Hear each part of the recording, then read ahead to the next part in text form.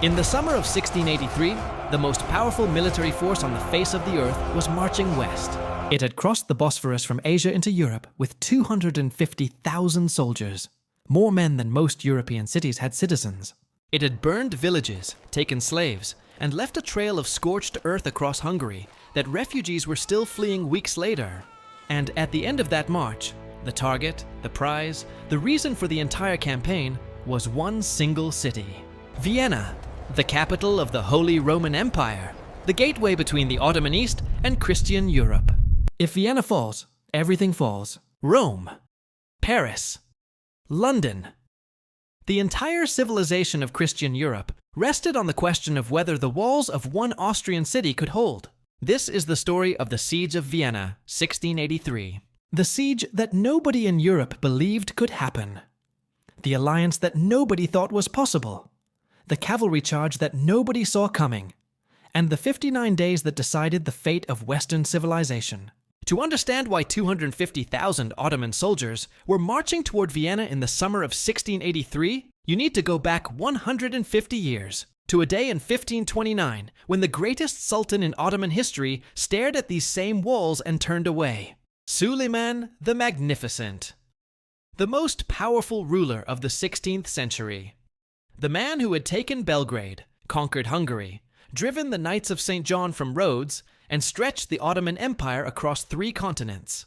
He had besieged Vienna in 1429. He had been stopped not by the Viennese defenders, though they fought bravely, but by autumn rains that turned the roads to mud, supply lines that stretched too far, and a season that ran out before his artillery could do its work. He withdrew, but he never accepted the withdrawal as permanent. He always intended to return. He never did return. He died on campaign in Hungary in 1566 before he could try again. But the wound his failure left in Ottoman pride never healed. For generation after generation, Ottoman sultans and grand viziers looked west toward Vienna and understood that the city represented something they had not yet finished. And in 1682, the man who finally decided to finish it stepped forward. His name was Kara Mustafa Pasha, Grand Vizier of the Ottoman Empire, the second most powerful man in the world, and he was absolutely, completely, dangerously obsessed with Vienna. The Ottoman Empire of 1683 was still the most powerful state in the world, larger than any European nation, richer than most, and in possession of a military tradition that had been refined over 3 centuries of almost continuous warfare. Its army was the product of that tradition. The Janissaries, the elite infantry at its core, were the most feared soldiers in the known world. Its cavalry, its artillery, its siege engineering all were formidable, and its logistics, at its best, could sustain armies in the field for months and thousands of miles from home. But the empire also had problems that Kara Mustafa understood and chose to ignore. Its finances were increasingly strained. Its frontiers were increasingly contested. And its military, though still formidable, had not faced a concentrated European coalition in a generation. None of this stopped Kara Mustafa. In the spring of 1683, he assembled at Adrianople the largest Ottoman army since the campaigns of Suleiman himself, and he pointed it at Vienna. The army Kara Mustafa led out of Adrianople in the spring of 1683 was, by every contemporary account, an almost incomprehensible spectacle. 250,000 soldiers, 300 heavy cannon, 40,000 camels carrying supplies, 200,000 horses. A mobile city larger than most of the cities it was marching toward. At the front and flanks rode the Tatar cavalry, the light horsemen of the Crimean Khanate, Ottoman vassals whose role was to sweep ahead of the main army, raiding, burning, and terrifying everything in their path. Behind them came the Janissaries, 50,000 of them marching in formations of almost mechanical precision, their distinctive white felt hats bobbing in unison, their silence more frightening than any war cry. And behind the infantry came the artillery 300 bronze cannon, each one capable of reducing stone walls to rubble, hauled by teams of oxen through roads that had been built and improved specifically to carry their weight. The camp followers, servants, merchants, craftsmen, and hangers-on added another 100,000 people to the column, making the Ottoman host, in total, larger than the entire population of England's largest city. As this force moved northwest through Hungary, The psychological effect alone was devastating. Entire provinces emptied without a fight. Garrisons abandoned their posts. Local lords who had sworn to defend their lands packed their valuables and rode west as fast as their horses could carry them. The message of the march was deliberate and precise surrender before we arrive, or face what is left behind us. The man who had organized all of this, who had persuaded the Sultan to authorize the campaign, and who commanded it in the field, was one of the most complex and controversial figures in Ottoman history. Kara Mustafa was not born into the Ottoman elite. He had risen through the devshirme system, the practice by which promising Christian boys from the Balkans were taken, converted, educated in the Ottoman court, and advanced on the basis of talent. He was brilliant. His administrative record as Grand Vizier showed genuine ability, financial reform, diplomatic skill, strategic vision. Under different circumstances, he might have been remembered as one of the great Ottoman statesmen. But he was also consumed by ambition on a scale that alarmed even his supporters. Vienna was not just a military objective for Kara Mustafa. It was the achievement that would define his legacy, make him the equal of Suleiman, and cement his power at the Ottoman court forever. He made decisions at Vienna that can only be explained by this obsession. Decisions that military logic cannot justify. Decisions that ultimately destroyed everything he had built. But in the spring of 1683, none of that had happened yet. In the spring of 1683, Kara Mustafa's army was marching through Hungary without serious opposition, and Vienna was growing larger on the horizon with every passing day. In Vienna, Emperor Leopold I had been receiving increasingly alarming intelligence reports for months. Leopold was not, by temperament or by talent, a military man. He was a deeply religious, musically gifted, politically cautious ruler who had spent his reign trying to balance the competing demands of his German princes, the Catholic Church, his French rivals, and now the Ottoman threat. He made the decision that his advisors recommended, and that history has judged harshly. He decided to leave Vienna before the Ottoman army arrived. On July 7, 1683, the Emperor of the Holy Roman Empire loaded his family, his court, and his most important possessions onto a convoy of carriages, and rode west out of Vienna, leaving his capital to its fate. The people of Vienna watched him go. Some wept, some cursed. Some simply turned back to the walls they were preparing to defend without their emperor. The man left in command of Vienna's defense was Count Ernst Rüdiger von Starhemberg, 43 years old, experienced, disciplined, and absolutely determined not to be the man who lost Vienna. On July 14, 1683, the Ottoman vanguard reached the outskirts of Vienna, and the greatest siege in European history began. Kara Mustafa's first decision was characteristic. He would not storm the walls immediately. He would dig. The classical Ottoman siege doctrine relied on engineering rather than mass assault. Parallel and zigzag approach trenches, called saps, would be dug progressively closer to the walls, protected from defensive fire by the trench walls themselves. Once close enough, massive underground mines would be dug beneath the walls. Tons of gunpowder would be packed into chambers at the end of the mine galleries, and the walls would be blown apart from below. It was patient, methodical, and terrifying. And Vienna's defenders could feel it beginning, the faint trembling in the stone floors, the distant sound of digging that never stopped, day or night. Von Starhemberg responded immediately with countermines. His own tunnels dug to find and collapse the Ottoman galleries before they could be charged. Sometimes the two tunnel systems broke into each other. When that happened, the fighting was the most savage of the entire siege. Men grappling in a space too narrow to swing a sword properly, using knives and their bare hands in the dark. Above ground, the Ottoman artillery began its systematic destruction of Vienna's outer walls. 300 heavy cannon, firing hundreds of rounds per day, gradually reducing the masonry that had taken generations to build. The defenders repaired the damage as fast as the cannon created it, plugging breaches with earth and timber and sandbags, rebuilding in wood what had been stone, working through the nights under torchlight to keep the walls defensible. Inside Vienna, the siege was killing the city from within as surely as the Ottoman bombardment was killing it from without. Food was rationing from the second week. By August, the daily ration had been reduced to levels that left grown men dizzy with hunger. Disease followed hunger with the inevitability of seasons. Dysentery swept through the overcrowded civilian population, then through the garrison. By late August, von Starhemberg himself had contracted it. He continued directing the defense from a stretcher. The psychological pressure was as crushing as the physical privation. Every day brought fresh damage to the walls and fresh bodies to the cemeteries. Every night brought the sound of Ottoman drums and the distant glow of the Tartar cavalry's fires encircling the city. The one constant presence throughout the siege, the man who held Vienna's spiritual life together when everything else was falling apart, was a Capuchin friar named Father Marco d'Aviano. Marco was a papal envoy, sent to Vienna by Pope Innocent XIV to coordinate the diplomatic and spiritual dimensions of the defense. He had not expected to end up in the middle of a siege. He stayed anyway. He preached courage in the squares. He heard confessions on the battlements. He wrote urgent letters to every Christian king he could reach, begging for a relief army before it was too late. He was everywhere at once, and nowhere did he show fear. And every few days, a carrier pigeon would be released from the top of St. Stephen's Cathedral, carrying a message west, into the vast silence of Christian Europe, begging for help. By August, the Ottoman siege works had reached the outer walls. The first great mine was detonated on August 12th, beneath the Berg Bastion, the most critical section of Vienna's defenses. The explosion tore a breach 50 feet wide in the wall. The dust was still settling when the Janissaries charged it. What followed in that breach was the most savage close-quarters fighting of the entire siege.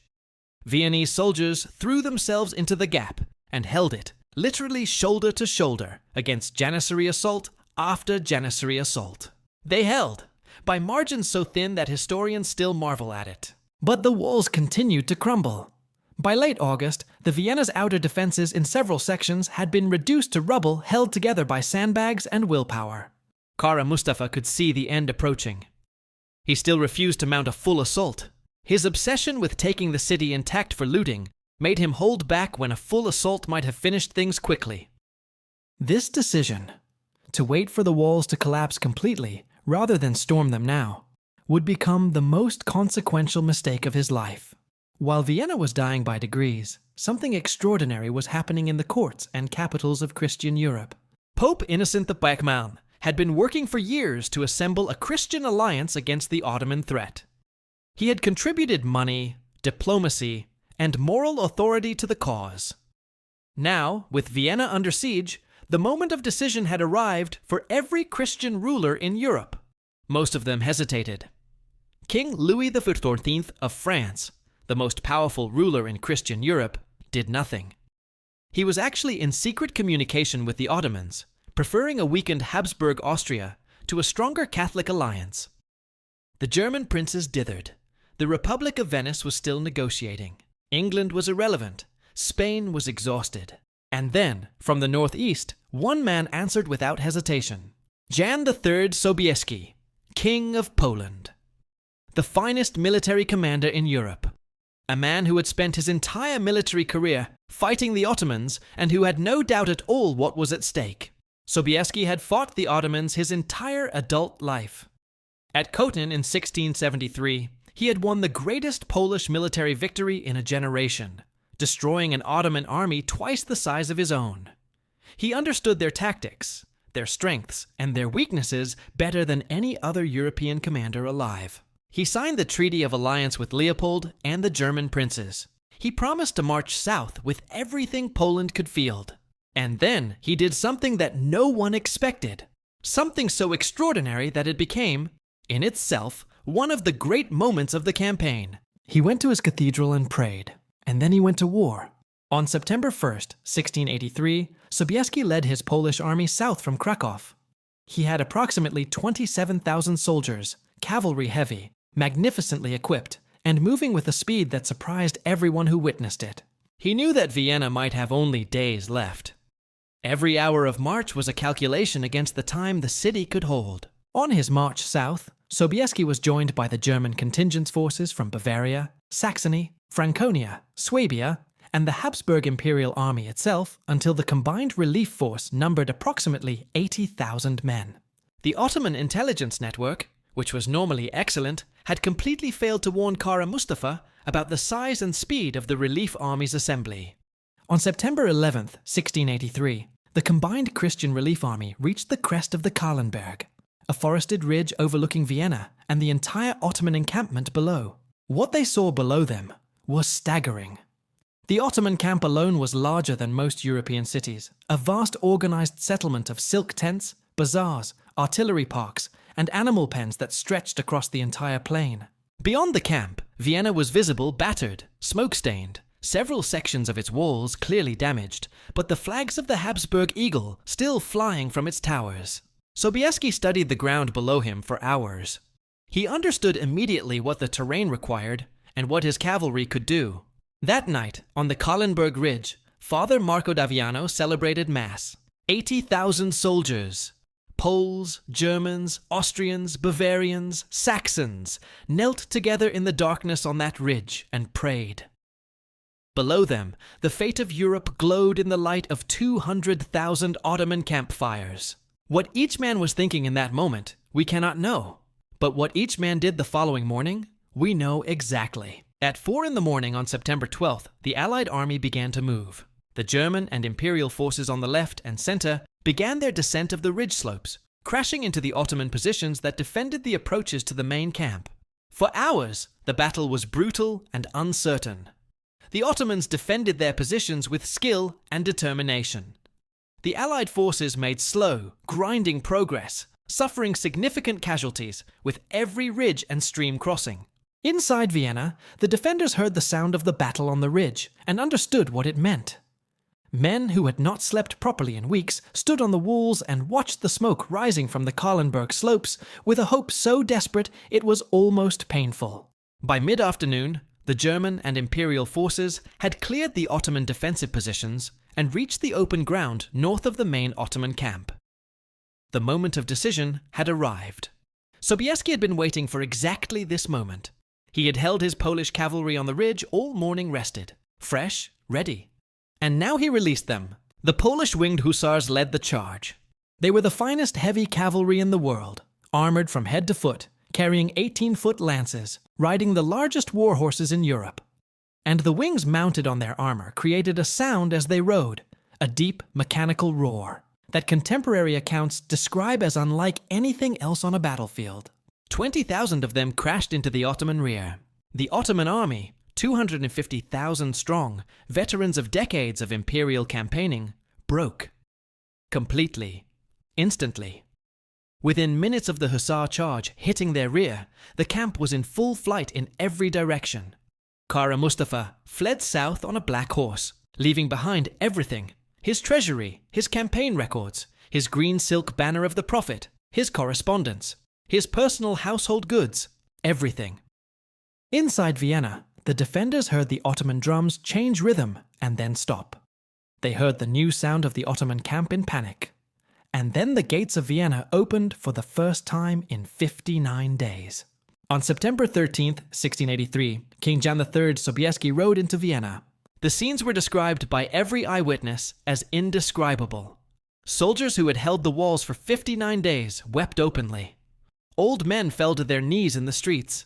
Women who had run out of tears weeks ago somehow found more. Sobieski went to St. Stephen's Cathedral before he did anything else.